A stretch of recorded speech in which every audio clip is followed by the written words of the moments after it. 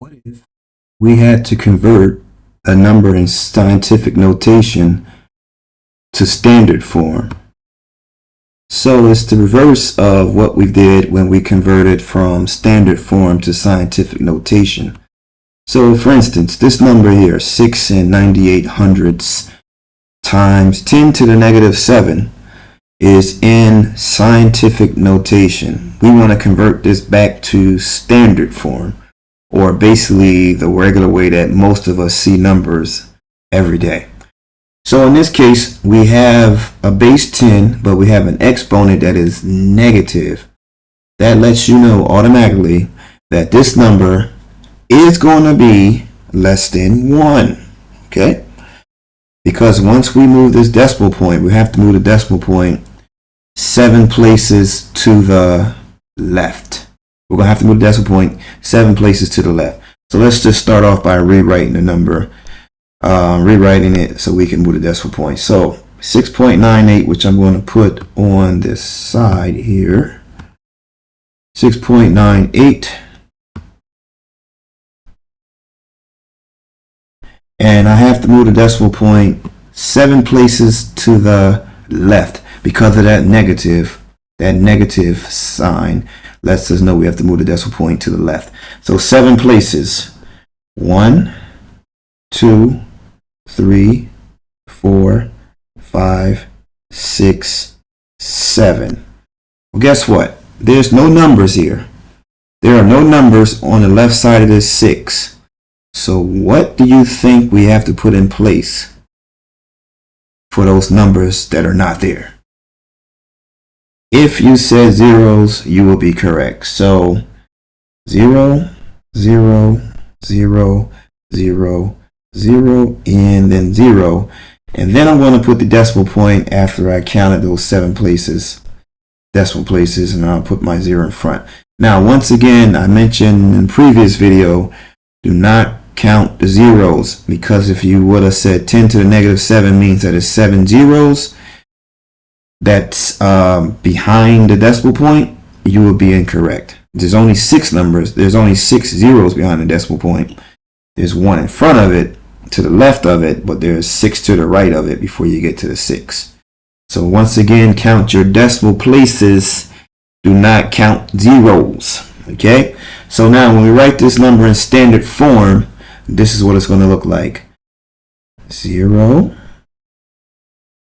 and 1, 2, 3, 4, 5, 6 zeros, followed by the 6, the 9, and the 8.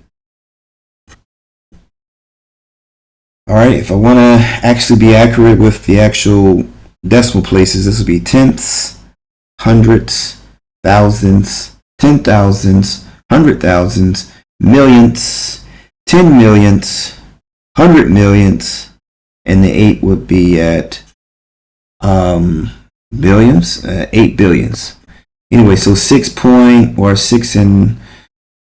and 98 billions, if we want to actually be technical with what decimal places in. Alright, let's go to another example here where we're converting. So remember, this was 10 times, it was 10 to the negative 7. So that means that we have to move the decimal point 7 places to the left. But let's look at another number that's in scientific notation. As you will notice, this time the exponent is positive. This exponent is positive. So that means that the decimal point will go to the right this time. So if we rewrite this, we'll write 6 and 98 hundredths. And this time we'll have to count 7 places to the right because the decimal, or should I say the exponent, is positive. So 7 places to the right. 1, 2. So when you get behind that 8, you have already moved 2 decimal places. So you need to move 5 more decimal places.